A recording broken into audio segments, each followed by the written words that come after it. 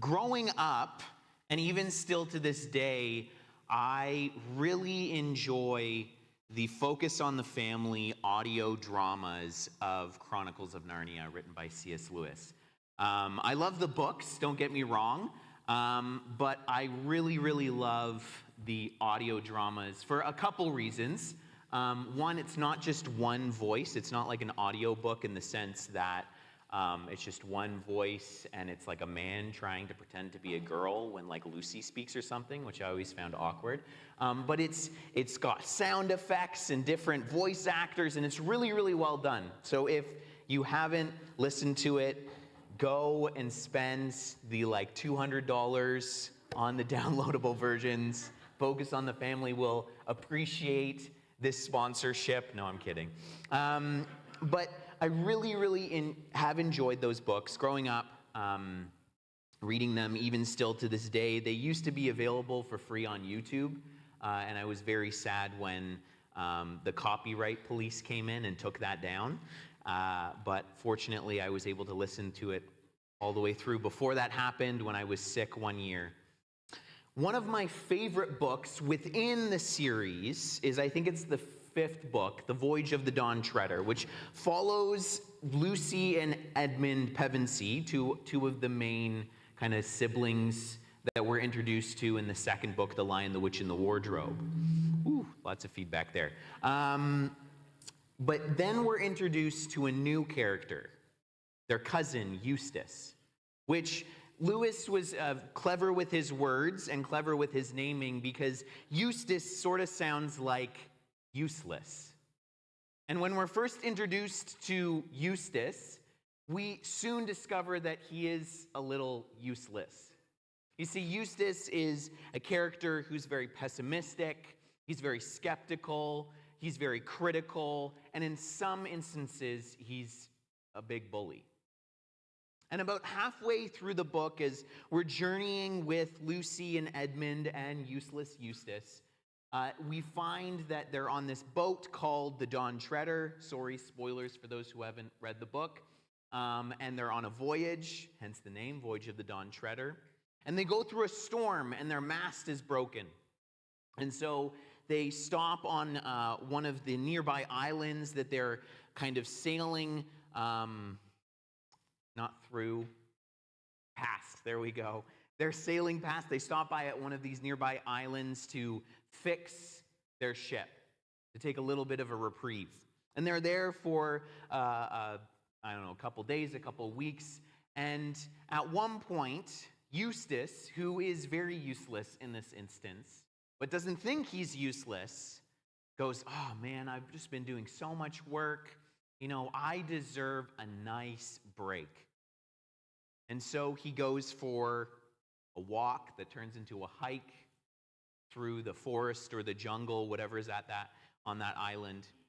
And he winds up stumbling across this very old dragon, not like this far across, but like he's kind of overlooking this little gully, and the dragon's in there, and he sees this dragon. He actually watches this dragon pass away.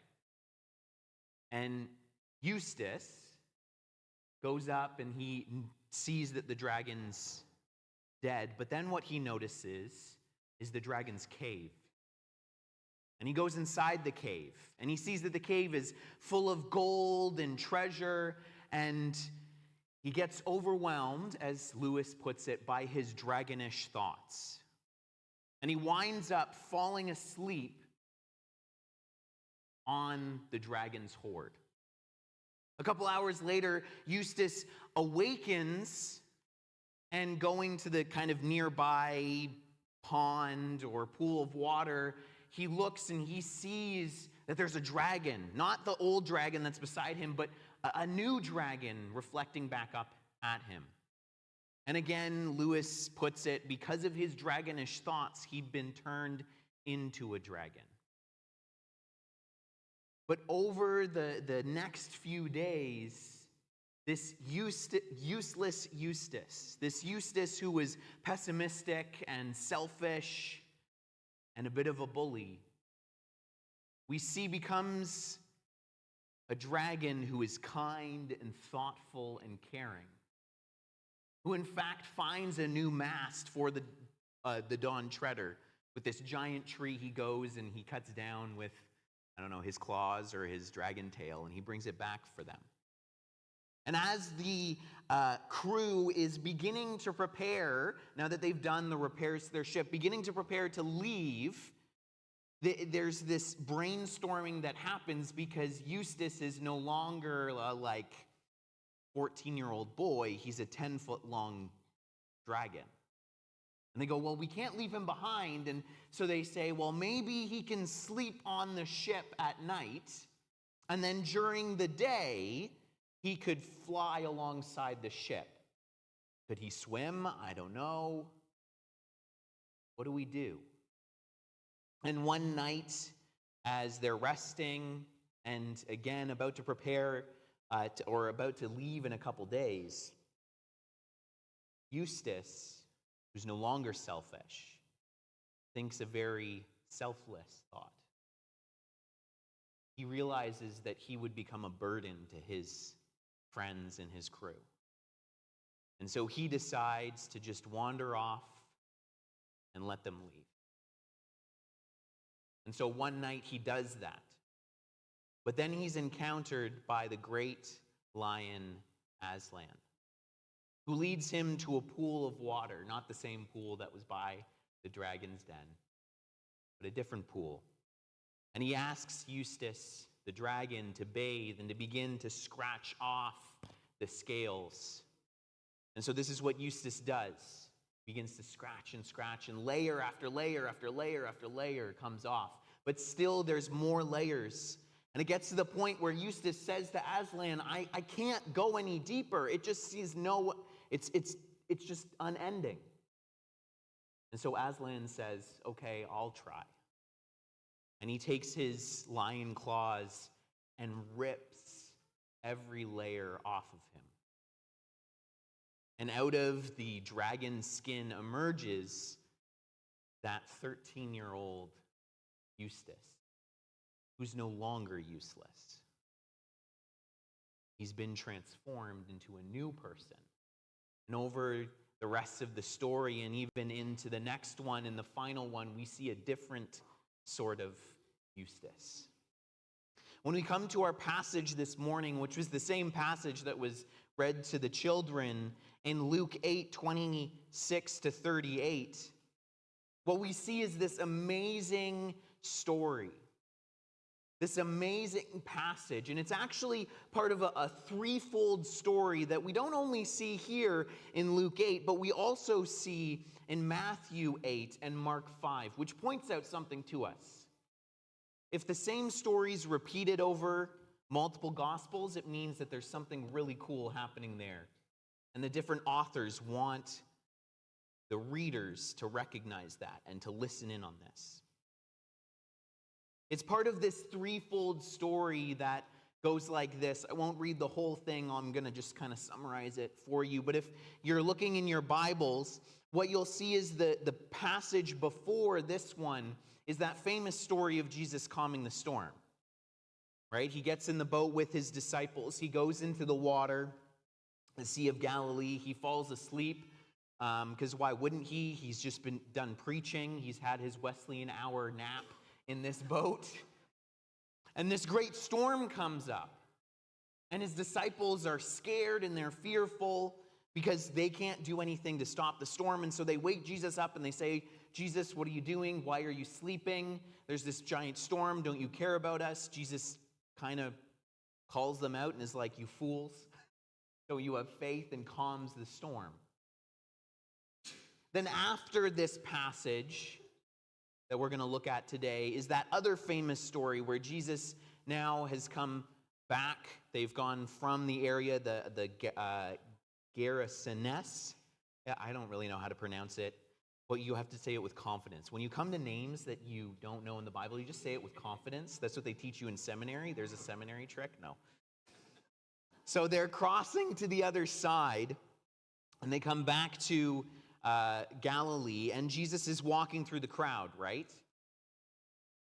And this woman who's been bleeding, who's been hemorrhaging for 12 years, who's been cast out of her society for being considered unclean, She hears that Jesus is there. She's also heard about the amazing healing power that Jesus has. And she says, if I just touch the hem of his robe, right? This famous story. And she does, and she's healed. And Jesus stops and says, who touched me? And then has this really cool interaction with her. But he's on his way to this Pharisee's house named Jairus, because his daughter is dying. But by the time this all happens, he gets to the house, and Jairus goes, Jesus, she's already dead. You might as well just go back. He says, what do you mean? She's sleeping. And he goes in, and he resurrects Jairus' daughter. So we have this story of Jesus calming the storm right before, and then Jesus healing the hemorrhaging woman and resurrecting Jairus' daughter. These two amazing stories, and then this one that we're going to look at, right smack dab in the middle. And as Jesus calms the storm, as the boat comes to the shore, if you look, you'll read that there was a certain question on the lips of the disciples. Who is this man? Who is this man who can tame a storm that's untamable? And I half wonder if they had that same question on their lips when the woman was healed. Who is this man who can heal this woman? Who is this man who can resurrect this girl? And so as we enter into this story, what I want for us to have, maybe on our lips, but definitely in our minds, is that question: who is this man, Jesus?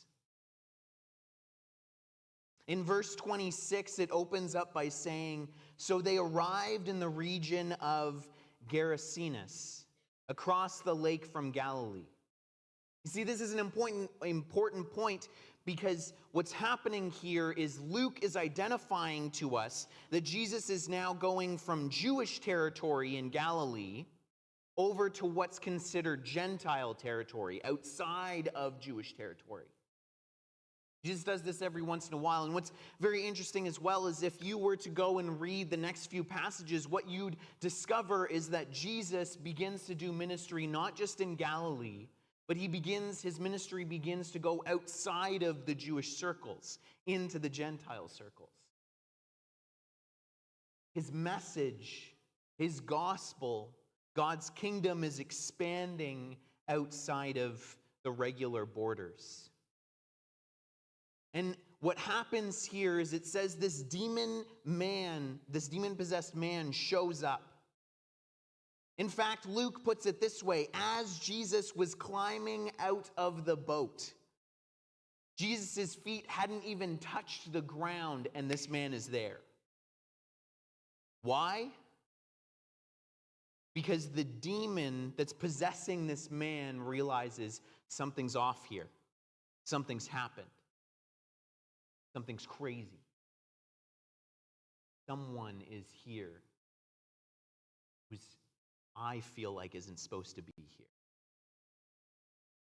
A way that I've described it before, and forgive me if you have no idea what I'm talking about here, is in one of my favorite movies, in Tron Legacy, which is a Disney movie. It's a continuation of a movie made in the 80s. But there's this moment, and it's all about computer programming and this whole, it's fictionized. So this whole world inside a computer. And there's this moment in this one club where everything's chaos. Like there's lights, and there's Daft Punk does the soundtrack. So it's like techno music is going on, and it's crazy, and the bad guys are there. So there's lasers being shot and stuff. And then this one guy enters the room. His name is Flynn, and he's the guy who actually created this computer program, and he's figured out a way to get inside the program, and he's been, MIA for a long time, and he enters the room, and he touches the ground, and because he designed the program, he can manipulate the program, and suddenly all the lights go down, and everybody turns, everything stops, because Flynn has entered the room. This is sort of like what happens here when Jesus steps on the ground. The demon stops what he's doing. We don't know what he's doing. He's living in a cemetery. And he goes, someone's here who's important. And actually what we see throughout the Gospels is every moment Jesus enters into a place and someone who is demon-possessed is there, they show up. Because the demons recognize something. In verse 28, we see that the demon calls out to Jesus, saying, Son of the Most High God. Remember the words of the disciples? Who is this man? The demon isn't asking that same question. The demon knows exactly who Jesus is, knows exactly why Jesus has come. We see that the demon begs Jesus for it not to be cast back into the abyss because it knows exactly who Jesus is. It's not asking that same question. It is totally aware of his presence. In verse 30, Jesus asks the demon, the demon, what is your name? Right? What is your name? The demon replies, our name is Legion. Now, Luke says that it's because this man was filled with many demons. And what we need to understand here is legion, as the kids were told, does mean a lot. But legion in that context meant it was a Roman military term. And it meant that there would be a legion of Roman soldiers. A legion of Roman soldiers was 4,000 to 6,000 soldiers. And so if this demon or these demons is identifying itself as legion, how it would be understood is most likely that man wasn't possessed by 2 demons, a few demons, but most likely he was possessed by 4,000 to 6,000 demons. He's filled with many demons. It's interesting to note, though, that before this point, Luke has only defined this possession as singular.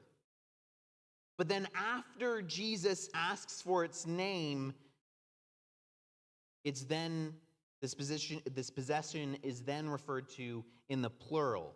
Verse 29, Jesus had already commanded the evil spirit, not spirits, to come out of him. You see, there's a sense of hiddenness up until Jesus calls it forward. Think of Jesus' words in Mark 4:22, which say, for everything that is hidden will eventually be brought into the open, and every secret will be brought to the light. Elsewhere, Jesus says, I am the light. You see, Jesus is constantly referring to himself as the light. Why? Because his presence is all revealing. His presence draws out what is hidden, even with this own man's possession.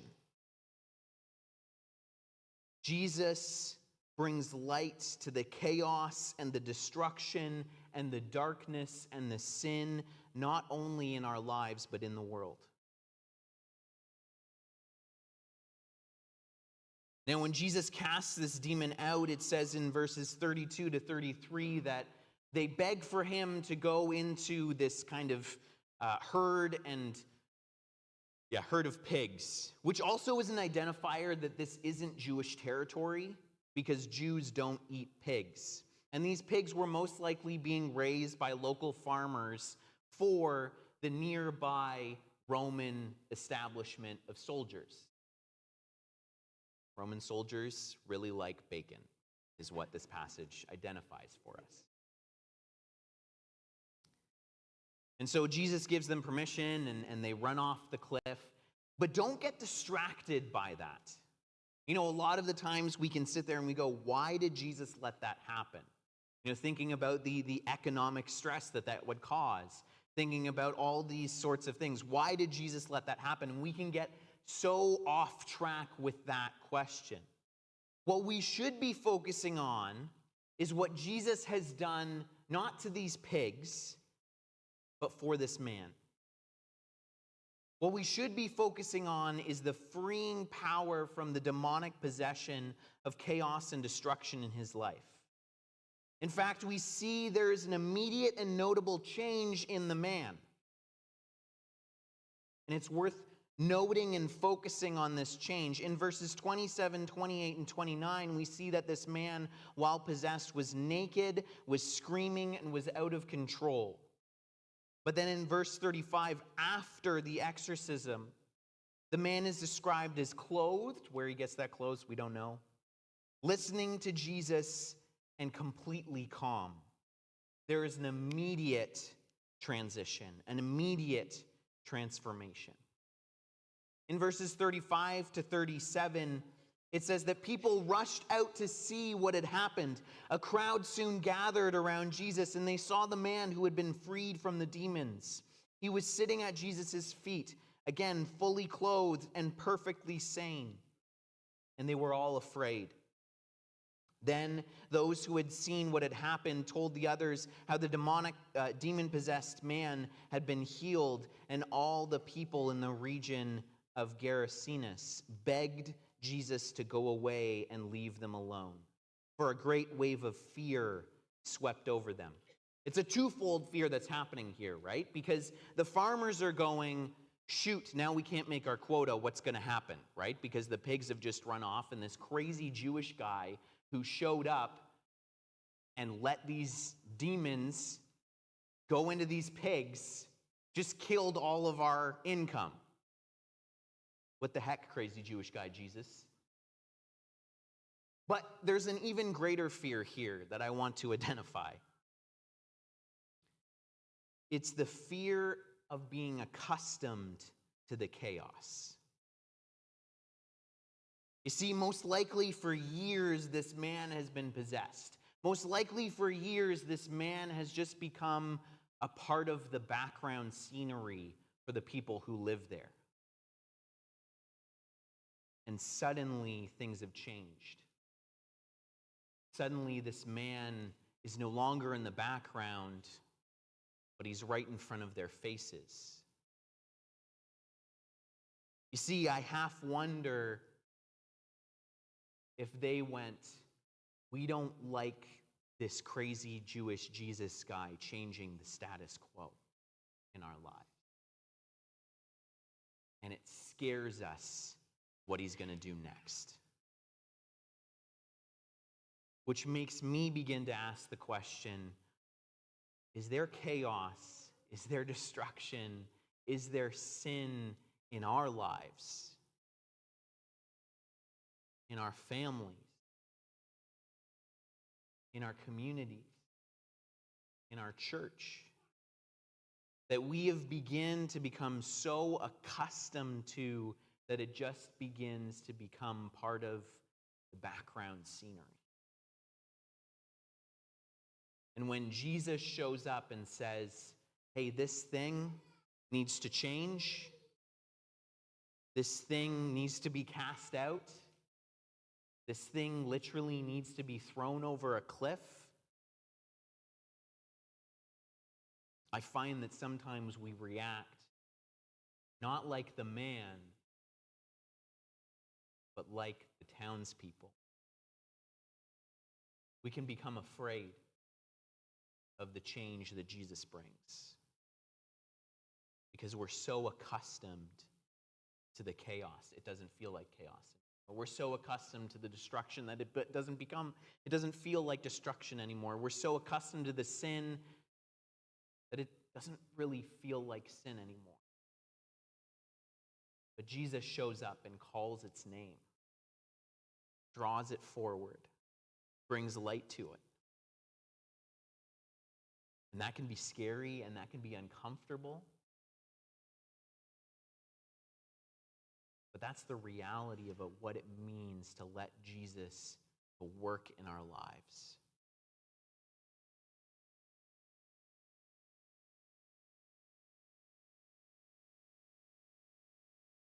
It's sort of like when we go on vacation and you begin to slow down from your busy work life and you don't know what to do.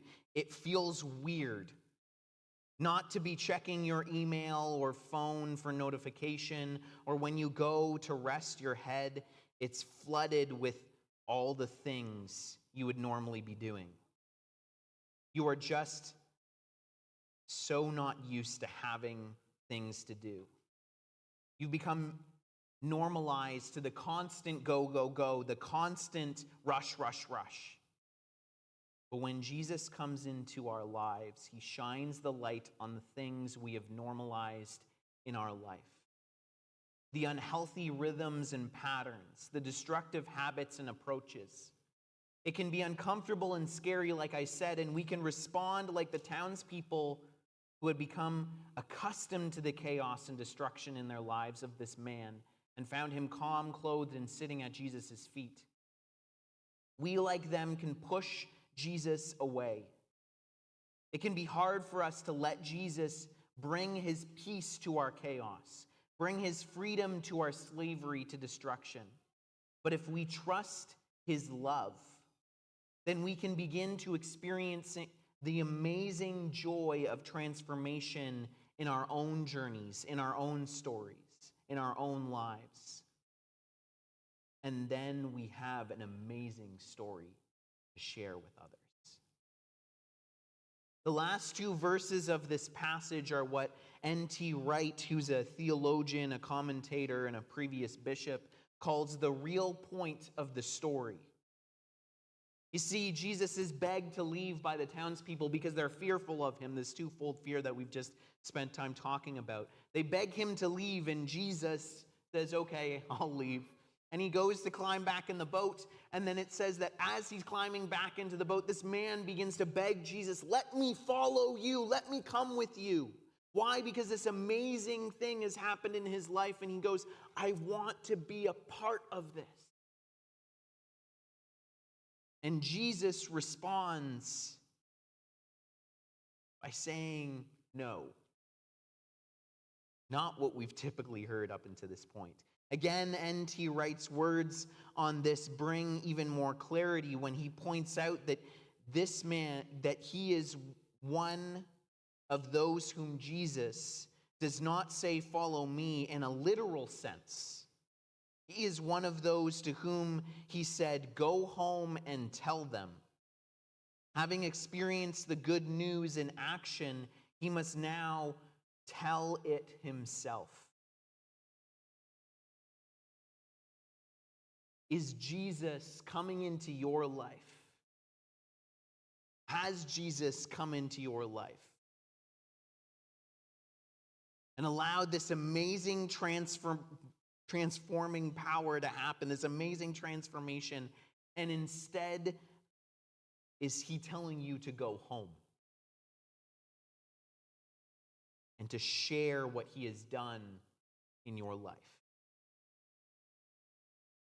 Parents, is Jesus calling you to tell your children and your youth the ways he has transformed you? Elders, is Jesus calling you to come alongside the young people in your communities, in your lives, in this church, and share the transformation he has done in your life? Youth, is he calling you to come alongside your peers to share the experience you have had with him?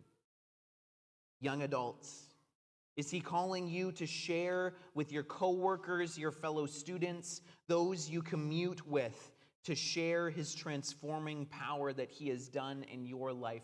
What is your home? Where do you find yourself?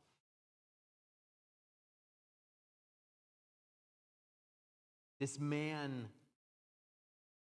is commanded, is instructed by Jesus to go home, to share this story.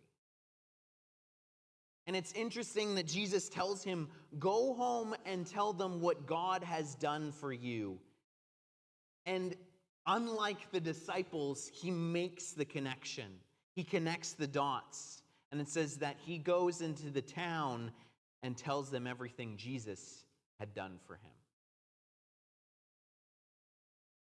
What has God done in your life? What has Jesus done in your life And what is he calling you to share in your home, in your community, in the place where you regularly socialize? Now, you may not feel prepared to do this. You may say, I don't have that experience. I'm not good at speaking. I don't know how to share the Bible with other people. I need to take a class on evangelism first.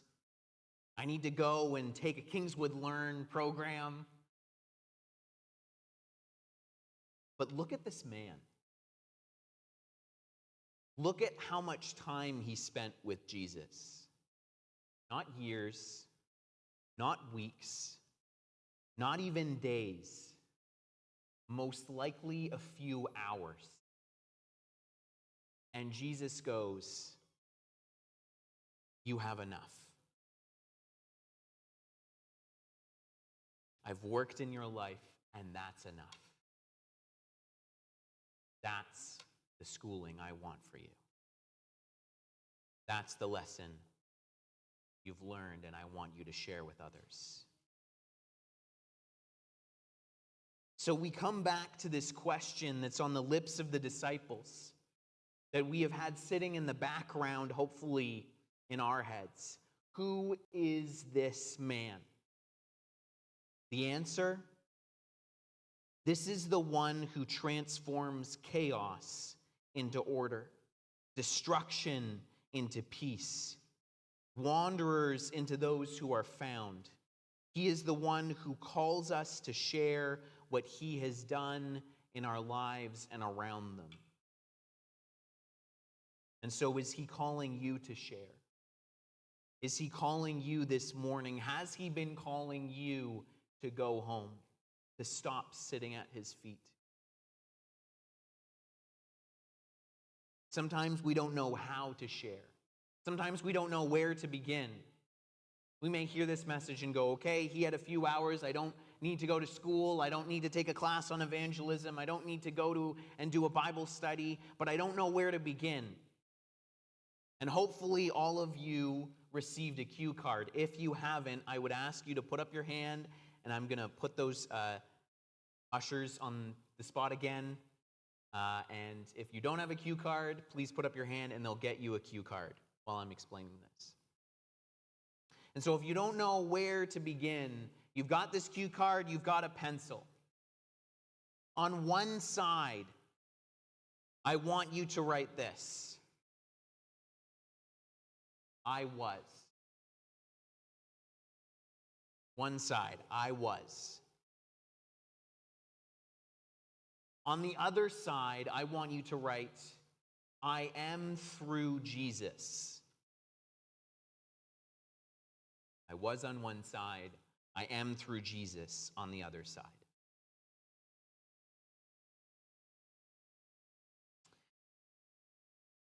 Over the next few minutes, I want you to begin to think about how Jesus has transformed you in your life.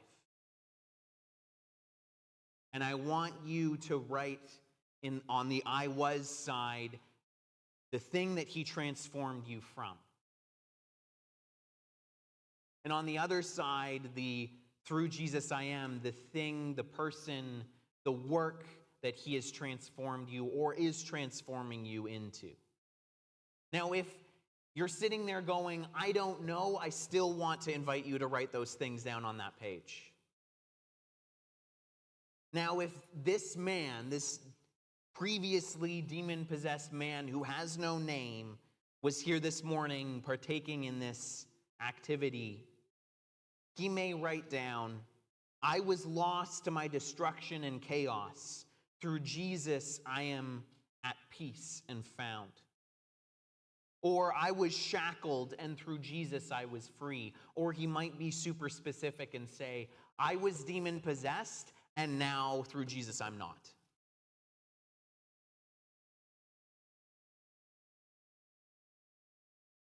And what I want to invite all of you to do is to not take that cue card and just shove it in your pocket or leave it on the pew for whoever cleans the sanctuary to clean it up, or to put it in the abyss that might be your car, or to go through the wash. What I would like to invite you to do is to take that cue card and put that somewhere where you will see it every day. Maybe stick it on your bedroom or your bathroom mirror. Maybe put it on your fridge. Maybe at your bedside table. Maybe in your wallet, as long as you don't forget it. Maybe on the dash of your car. And what I would like to invite you to do over the next few days is simply pray, Jesus, show me where my home is and how I can share this. Show me who that person is, who you want me to go and share the amazing work that you have done in my life with. If you don't know what that is, if you don't know who you were and who Jesus has transformed you to, or you know where you were, but you don't know what Jesus is transforming you into, I still want to invite you to do this and to begin to pray, Jesus, show me what you are transforming me from, and show me what you are transforming me into. And once Jesus, because I fully believe he'll answer these requests, once he's revealed that to you, then begin to pray, Jesus, show me where my home is. Show me who you are calling me to. What we see here in this passage is not the downfall of the Gentile economic culture. What we see here in this passage is the answer to that question. Who is this man? What we see here in this passage is that Jesus enters into the lives of those around him, no matter who they are, no matter where they've come from, and he begins to transform them into what Paul says is a new creation. What I believe is what you were originally divinely designed to be.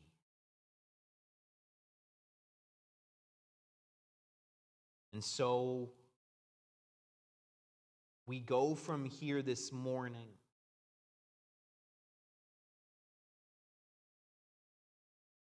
beginning to ask ourselves how Jesus is transforming us from who we were to who he has called us, who he has transformed us to be through his amazing power. My hope and my prayer is that he answers those prayers, that he shows you where your home is, he shows you who he's calling you to be, and that you begin to feel and know the transforming power of Jesus Christ, the Lord and Savior, King of our lives, in your life.